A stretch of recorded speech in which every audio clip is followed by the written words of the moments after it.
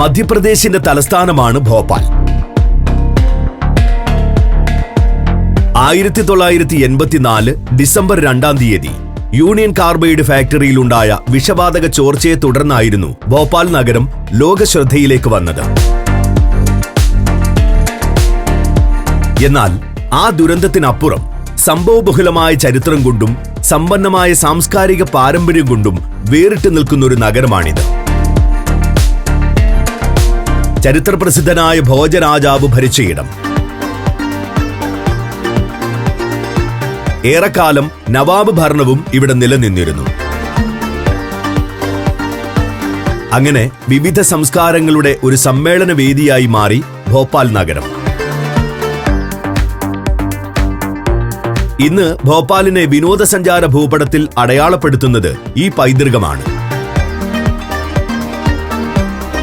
പോകാം തടാകങ്ങളുടെ നഗരമെന്നറിയപ്പെടുന്ന ഭോപ്പാലിന്റെ കാഴ്ചകളിലേക്ക്.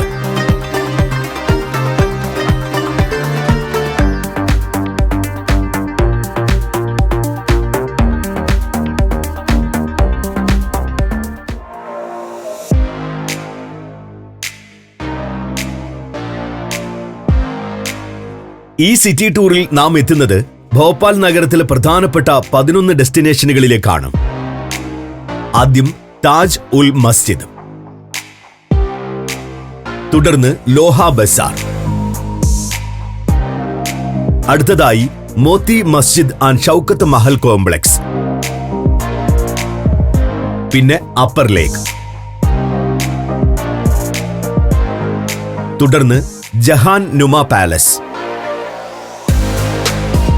പിന്നെ മധ്യപ്രദേശ് ട്രൈബൽ മ്യൂസിയം, അടുത്തതായി ഇന്ദിരാഗാന്ധി രാഷ്ട്രീയ മാനവ സംഗ്രഹാലയ, തുടർന്ന് വൻ വിഹാർ നാഷണൽ പാർക്ക്.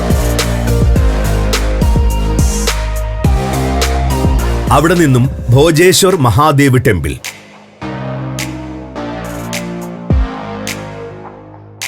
പിന്നെ സാഞ്ചി സ്തൂപ കോംപ്ലക്സ്, അവസാനമായി മെൻഡിക്കി വില്ലേജ്.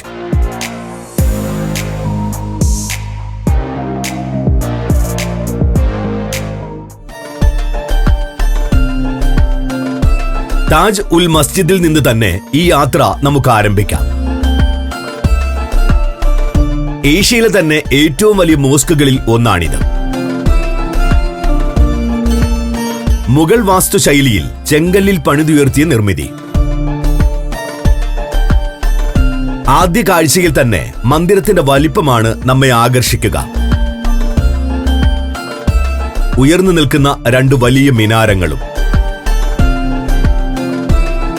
വെളുത്ത മാർബിളിൽ പണികഴിപ്പിച്ച കുംഭഗോപുരങ്ങളാണ് മോസ്കിന്റെ പ്രധാനപ്പെട്ട ഭാഗങ്ങൾ. വളരെ കൗതുകകരമായ ഒരു ചരിത്രവും കൂടി ഈ മോസ്കിനുണ്ട്. 1871 മോസ്കിന്റെ നിർമ്മാണ പ്രവർത്തനങ്ങൾ ആരംഭിച്ചത്. സാമ്പത്തിക പരാധീനതകൾ മൂലം പലവട്ടം നിർമ്മാണം നിർത്തിവെക്കേണ്ടി വന്നു. ഒടുവിൽ 1 നൂറ്റാണ്ടിന് ശേഷം കുവൈറ്റ് അമീറിന്റെ ധനസഹായം സ്വീകരിച്ചുകൊണ്ടാണ് ജോലികൾ പൂർത്തിയാക്കാനായത്.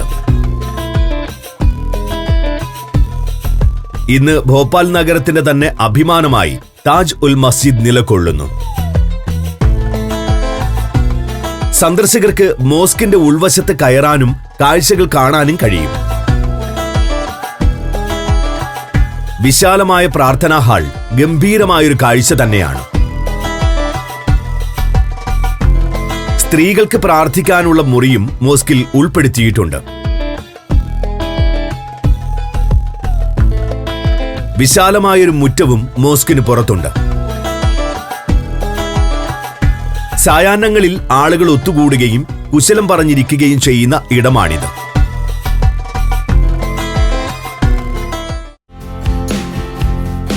ഇനി നഗരത്തിലെ പ്രധാനപ്പെട്ട ഒരു മാർക്കറ്റിന്റെ കാഴ്ചകളിലേക്ക് പോകാം. ലോഹ ബസാർ. അതിവിശാലമായൊരു ചന്തയാണിത്. പ്രധാന തെരുവുകളിലും ഇടത്തെരുവുകളിലുമെല്ലാമായി ലോഹ മാർക്കറ്റിൽ കച്ചവട സ്ഥാപനങ്ങൾ പ്രവർത്തിക്കുന്നു. വലിയ കടകൾ മെയിൻ സ്ട്രീറ്റുകളിലാണ് ഉള്ളത്. ഇടത്തെരുവുകളിൽ ചെറിയ കടകളും. ഭോപ്പാൽ നഗരത്തിലെ സാധാരണക്കാരുടെ ജീവിതം കാണാൻ ഇവിടേക്ക് വന്നാൽ മതി.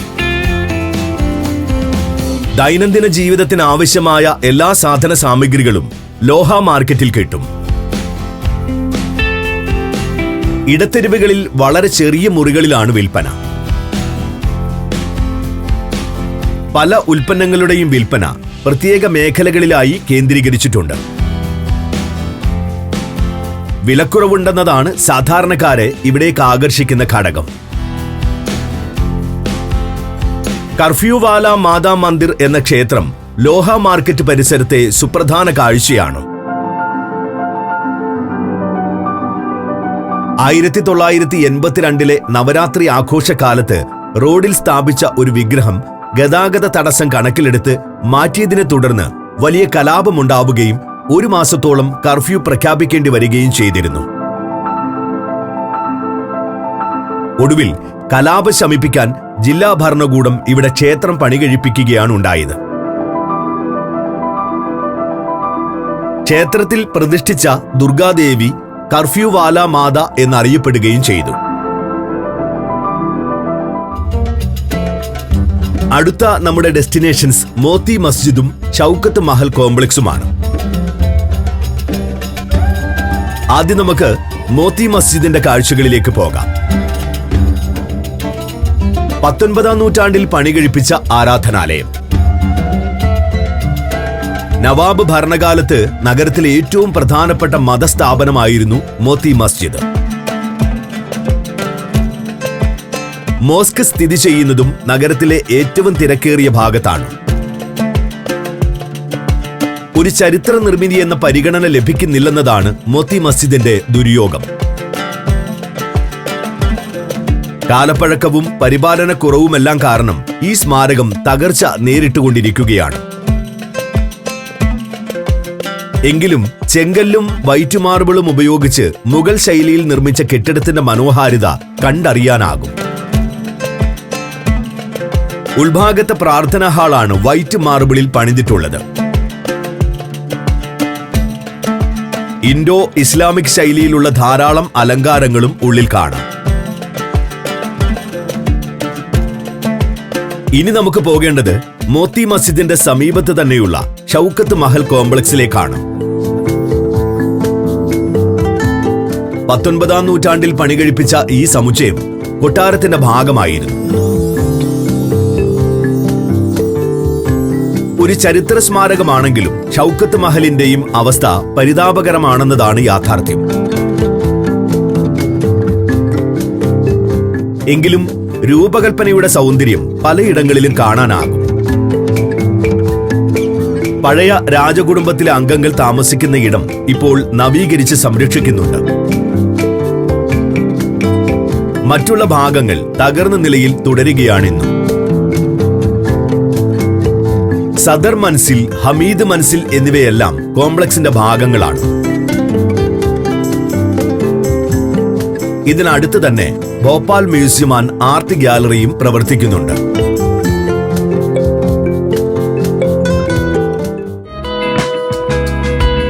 ഇനി നമുക്ക് അപ്പർ ലേക്ക് എന്നറിയപ്പെടുന്ന ഭോജ്താൽ തടാകത്തിന്റെ കാഴ്ചകളിലേക്ക് പോകാം.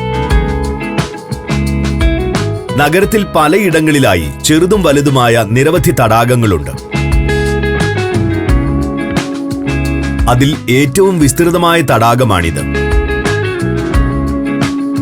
തടാകങ്ങളുടെ ബാഹുല്യം കാരണം സിറ്റി ഓഫ് ലേക്സ് എന്നും ഭോപ്പാൽ നഗരം വിശേഷിപ്പിക്കപ്പെടുന്നു.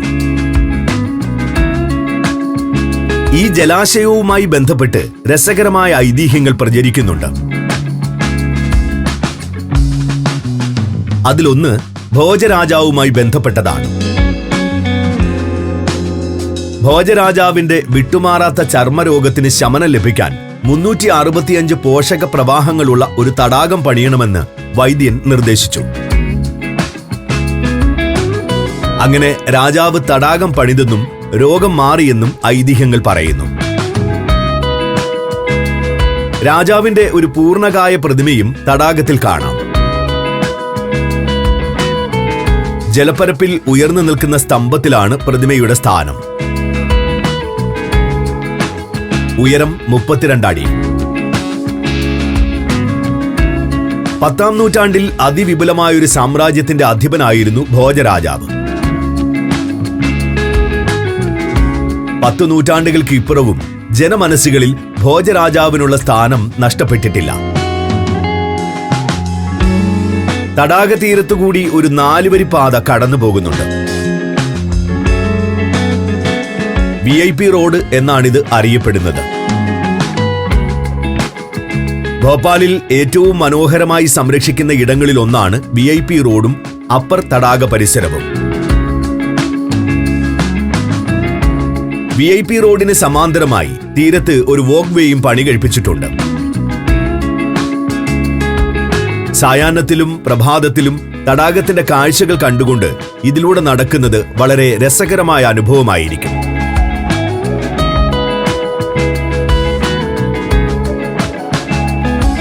മധ്യപ്രദേശ്, ആൻഡമാൻ, ലക്നൗ, ബറോഡ, നാഷിക്, ഡൽഹി, ആഗ്ര, ഗോളിയോർ. സഞ്ചാരം പെൻഡ്രൈവ് വോള്യം നമ്പർ 22. ഫുൾ HD-യിലുള്ള ഈ അപൂർവ ദൃശ്യയാത്രാ വിവരണ ശേഖരം സ്വന്തമാക്കാൻ സഞ്ചാരം എന്ന് SMS ചെയ്യൂ. ഫോൺ 9995 444 222. അടുത്തതായി നമുക്ക് ജഹാൻ നുമ പാലസിന്റെ കാഴ്ചകളിലേക്ക് പോകാം. നവാബ് ഭരണാധികാരിയായിരുന്ന ജഹാൻ ബീഗം 19-ാം നൂറ്റാണ്ടിൽ പണി കഴിപ്പിച്ച കൊട്ടാരം. ബീഗത്തിന്റെ മരണശേഷമാണ് ഇതിന് ജഹാൻ നുമ എന്ന പേര് നൽകിയത്. ഇന്ന് ഇതൊരു 5 സ്റ്റാർ ഹോട്ടലാണ്. മുറിയെടുത്ത് താമസിക്കുന്നവർക്ക് മാത്രമേ കൊട്ടാരത്തിൽ പ്രവേശനമുള്ളൂ. 19-ാം നൂറ്റാണ്ടിലെ നവാബ് കുടുംബത്തിന്റെ സാമ്പത്തിക ശക്തിയും പ്രൗഢിയുമെല്ലാം കൊട്ടാരത്തിൽ കാണാനാകും. ഇവിടെ താമസിച്ചാൽ ആ രാജകീയ സൗകര്യങ്ങൾ അനുഭവിക്കാനും ആസ്വദിക്കാനും കഴിയുകയും ചെയ്യും. അതിനുവേണ്ടി തന്നെ ധാരാളം ടൂറിസ്റ്റുകൾ ജഹാൻ നുമ കൊട്ടാരം താമസത്തിനായി തിരഞ്ഞെടുക്കുന്നുണ്ട്.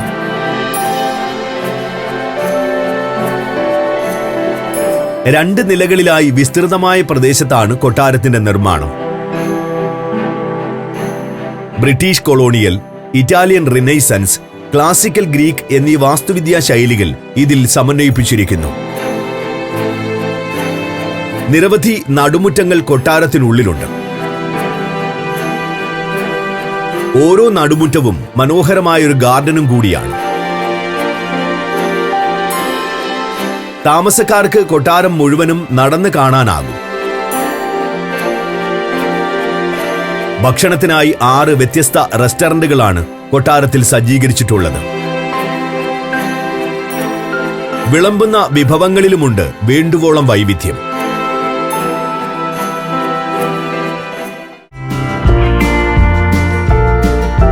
ഇനി നമുക്ക് 2 മ്യൂസിയങ്ങൾ സന്ദർശിക്കാം. മധ്യപ്രദേശ് ട്രൈബൽ മ്യൂസിയമാണ് ആദ്യത്തേത്. മധ്യപ്രദേശിലെ ആദിവാസി വിഭാഗങ്ങളുടെ ജീവിതം വിഷയമാക്കിയിട്ടുള്ള പ്രദർശന കേന്ദ്രം.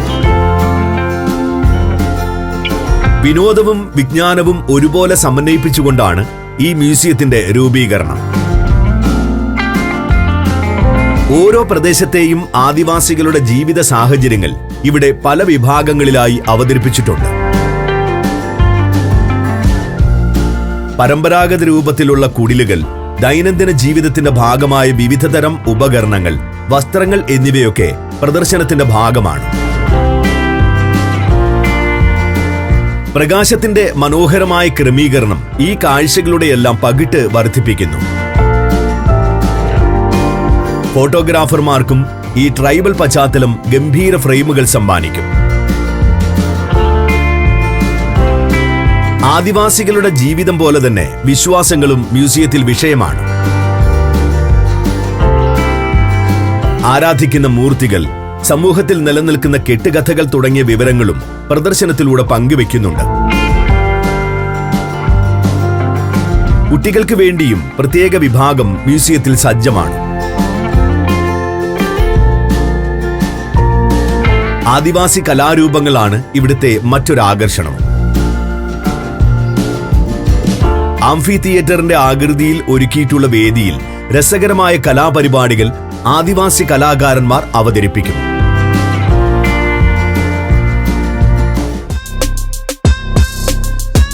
ഇരുന്നൂറ് ഏക്കർ വിസ്തൃതിയിൽ പരന്നുകിടക്കുന്ന ഇന്ദിരാഗാന്ധി രാഷ്ട്രീയ മാനവ സംഗ്രഹാലയയാണ് രണ്ടാമത്തെ മ്യൂസിയം.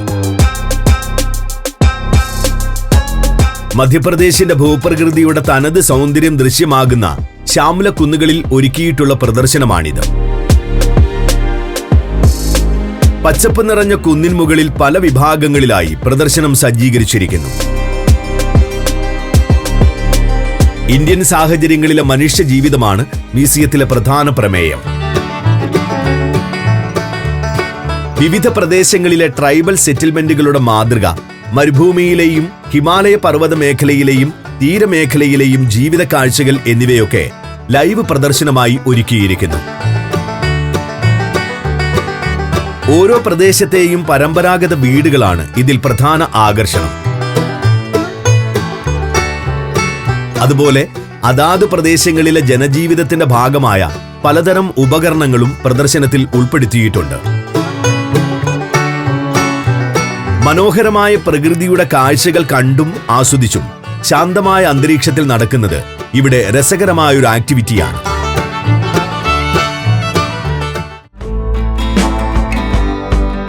ഇനി നമുക്കൊരു ദേശീയ ഉദ്യാനം സന്ദർശിക്കാം. വൻ വിഹാർ നാഷണൽ പാർക്ക്. സസ്യഭുക്കുകൾ സ്വതന്ത്രമായി വിഹരിക്കുന്ന തുറന്ന വനവും മാംസഭോജികളെ കൂട്ടിലടച്ച് പരിപാലിക്കുന്ന മൃഗശാലയും ഇതിൽ ഉൾപ്പെടുന്നുണ്ട്. ഭോപ്പാലിലെ അപ്പർ ലേക്കിന്റെ തീരത്താണ് 4.5 ചതുരശ്ര കിലോമീറ്റർ മാത്രം വിസ്തൃതിയുള്ള ഈ സംരക്ഷണ കേന്ദ്രം സ്ഥിതി ചെയ്യുന്നത്. പലതരം ആക്ടിവിറ്റികൾ ദേശീയ ഉദ്യാനത്തിൽ ടൂറിസ്റ്റുകൾക്കായി ഒരുക്കിയിട്ടുണ്ട്. മൃഗശാലയിലൂടെ നടന്ന് കൂട്ടിൽ വളർത്തുന്ന ജീവികളെ കാണാം. സിംഹം, കടുവ, പുള്ളിപ്പുലി, കരടി, ഹൈന എന്നിവയെല്ലാം ഇത്തരത്തിൽ സംരക്ഷിച്ചിട്ടുള്ള ഇനങ്ങളാണ്. വിസ്തൃതമായ പ്രദേശത്ത് സ്വാഭാവിക പരിസരത്തിന് സമാനമായി നിർമ്മിച്ചിട്ടുള്ള കൂടുകൾ. ഇനിയുള്ളത് വനത്തിലേക്കുള്ള സഫാരി യാത്രകളാണ്. തുറന്ന ജീപ്പിൽ വനത്തിനുള്ളിലെ മൺപാതകളിലൂടെ സഞ്ചരിച്ച് മാൻ പോലെയുള്ള മൃഗങ്ങളെ നിരീക്ഷിക്കാം. ഒരു ബട്ടർഫ്ലൈ പാർക്കും ഇവിടെയുണ്ട്. വിദ്യാഭ്യാസം, ബോധവൽക്കരണം, മൃഗസംരക്ഷണം തുടങ്ങിയ മേഖലകളിലും വൻ വിഹാർ നാഷണൽ പാർക്ക് സജീവമാണ്.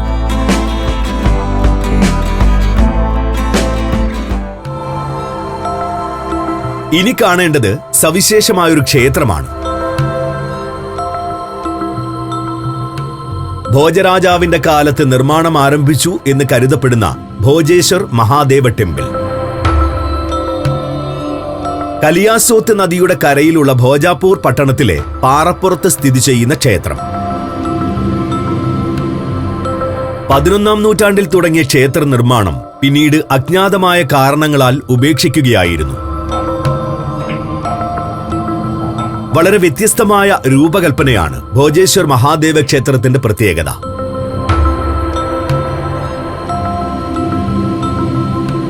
ഭോജരാജാവിന്റെ കാലത്തോ പിന്നീടോ ഈ മേഖലയിൽ നിർമ്മിച്ച ഒരു ക്ഷേത്രത്തിനും ഇത്തരമൊരു ഡിസൈൻ കാണാനാവില്ല. ഭോജരാജാവിന്റെ കാലത്ത് തന്നെ ഉപേക്ഷിക്കപ്പെട്ട ശേഷം ഏതാണ്ട് 8 നൂറ്റാണ്ടോളം ക്ഷേത്രം കാടുപിടിച്ചു കിടന്നു. ഒടുവിൽ 1990-കൾക്ക് ശേഷമാണ് പുനരുദ്ധാരണ പ്രവർത്തനങ്ങൾ ആരംഭിച്ചത്. നിർമ്മിതിയുടെ അപകടാവസ്ഥ മറികടക്കുന്നതിനായി പല ഘടകങ്ങളും നിർമ്മിച്ച് കൂട്ടിച്ചേർക്കുകയായിരുന്നു. തകർന്നുപോയ മേൽക്കൂര പോലും ഇത്തരത്തിൽ പുനഃസ്ഥാപിച്ചതാണ്. ഇന്നൊരു ആർക്കിയോളജിക്കൽ സൈറ്റ് കൂടിയാണിത്. 2.3 മീറ്റർ ഉയരമുള്ള ശിവലിംഗമാണ് ക്ഷേത്രത്തിലെ പ്രതിഷ്ഠ. പ്രതിഷ്ഠ സ്ഥിതി ചെയ്യുന്ന പ്ലാറ്റ്ഫോം കൂടി കണക്കിലെടുക്കുമ്പോൾ ഉയരം 12 മീറ്ററോളം വരും. അല്പം ഉയരത്തിലായുള്ള ക്ഷേത്രത്തിന്റെ മുറ്റത്ത് നിൽക്കുമ്പോൾ കാണുന്ന ചുറ്റുവട്ട കാഴ്ചകളും ഗംഭീരമാണ്.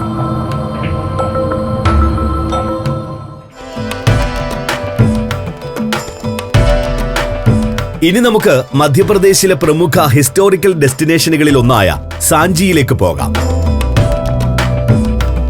അശോക ചക്രവർത്തിയുടെ കാലത്ത് വികസിപ്പിച്ച ബുദ്ധമത കേന്ദ്രമാണിത്. 2 സ്തൂപങ്ങളാണ് സാഞ്ചിയിലെ പ്രധാന കാഴ്ച. ഇതിലൊന്ന് മഹാസ്തൂപ എന്നറിയപ്പെടുന്നു. ബുദ്ധന്റെ തിരുശേഷിപ്പുകൾ സൂക്ഷിച്ചിട്ടുള്ളത് വലിപ്പം കൂടിയ മഹാസ്തൂപയിലാണ്. രൂപം കൊണ്ടും അലങ്കാരങ്ങൾ കൊണ്ടും മനോഹരമായൊരു നിർമ്മിതിയാണിത്. പകുതി മുറിച്ച ശിലാവൃത്ത സ്തംഭങ്ങൾ കൊണ്ടുണ്ടാക്കിയ വേലിക്കെട്ടാണ് മഹാസ്തൂപയിലെ സവിശേഷമായ ഭാഗം.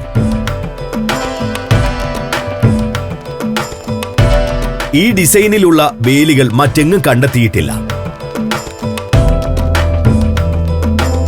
അതിഗംഭീരമായ കൊത്തുപണികൾ നിറഞ്ഞ 4 കവാടങ്ങളും വേലിക്കെട്ടിന്റെ ഭാഗമാണ്. ഇന്ത്യയിൽ ബുദ്ധമതം സജീവമായിരുന്ന കാലത്ത് നടന്ന സംഭവങ്ങളും ആചാര അനുഷ്ഠാനങ്ങളും കൊത്തുപണികളിൽ നിന്നും ഗവേഷകർ തിരിച്ചറിഞ്ഞിട്ടുണ്ട്. പാലി ലിപിയിലും അമൂല്യമായ വിവരങ്ങൾ മഹാസ്തൂപയിൽ കോറിയിട്ടിരിക്കുന്നു. ഒരു വശത്തുള്ള പടിക്കെട്ടിലൂടെ സ്തൂപത്തിന്റെ 2ാമത്തെ പ്ലാറ്റ്ഫോമിലേക്ക് കയറാനാകും. ഇവിടെ നിൽക്കുമ്പോൾ ആർക്കിയോളജിക്കൽ സൈറ്റിന്റെ ഒരു വിഗഹ വീക്ഷണം സാധ്യമാകുന്നു. മഹാസ്തൂപയ്ക്ക് പുറത്തായി ഒരു തൂണിന്റെ അവശേഷിപ്പുകൾ സംരക്ഷിച്ചിട്ടുണ്ട്. ഇന്ത്യയുടെ ദേശീയ ചിഹ്നമായ അശോക സ്തംഭമായിരുന്നു ഇതിലുണ്ടായിരുന്നത്. നിലവിൽ അശോക സ്തംഭം മ്യൂസിയത്തിലാണുള്ളത്. ഗ്രേറ്റ് സ്തൂപയ്ക്ക് സമീപത്ത് തന്നെ വേറെയും നിരവധി സ്തൂപങ്ങളുണ്ട്. ബുദ്ധമതത്തിലെ പ്രമുഖ സന്യാസിമാരുടെ തിരുശേഷിപ്പുകൾ അടക്കം ചെയ്ത സ്തൂപങ്ങളാണിവ. തകർന്നുപോയ മൊണാസ്റ്ററിയുടെ അവശേഷിപ്പുകളാണ് സൈറ്റിലെ മറ്റൊരു കാഴ്ച. ഇവിടം സന്ദർശിക്കുമ്പോൾ ഗൈഡിന്റെ സേവനം തീർച്ചയായും തേടേണ്ടതുണ്ട്. ചരിത്രം അറിഞ്ഞു തന്നെ വേണം സാഞ്ചിയിലെ ആർക്കിയോളജിക്കൽ സൈറ്റ് കണ്ടിറങ്ങാൻ.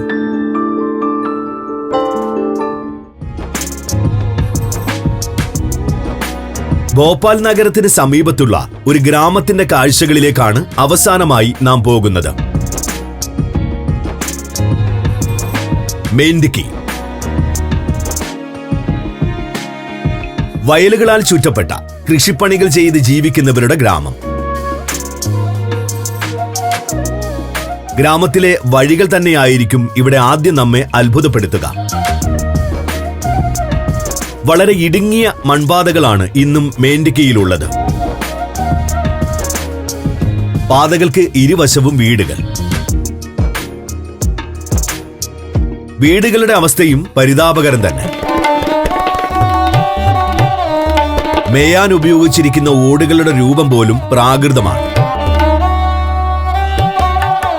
എങ്കിലും വൃത്തിയോടെയും വെടിപ്പോടെയും ഇവയെല്ലാം നിലനിർത്തുന്നതിൽ ജനങ്ങൾ ശ്രദ്ധിക്കുന്നുണ്ട്. കൂടാതെ ജലവിതരണം പോലെയുള്ള അടിസ്ഥാന സൗകര്യങ്ങളും മെച്ചപ്പെട്ട നിലയിലാണ്. മിക്ക ഉത്തരേന്ത്യൻ ഗ്രാമങ്ങളിലെയും പോലെ ക്ഷേത്രമാണ് മേൻഡിക്കിയിലെയും പ്രധാന സ്ഥാപനം. ഹിന്ദു ആർക്കിടെക്ചറിലുള്ള ഗോപുരത്തോടു കൂടിയ ക്ഷേത്രം വളരെ ശ്രദ്ധയോടെ ഇവർ പരിപാലിക്കുന്നു.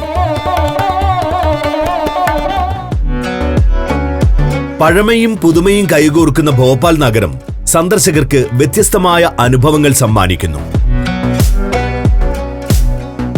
ചരിത്രവും സംസ്കാരവും പ്രകൃതി സൗന്ദര്യവും ഒത്തുചേരുന്ന ഭോപ്പാൽ തന്റെ പഴയ പ്രൗഢി വീണ്ടെടുത്ത് ടൂറിസം രംഗത്ത് കൂടുതൽ ഉയരും എന്ന പ്രതീക്ഷയോടെ ഈ യാത്ര അവസാനിപ്പിക്കാം.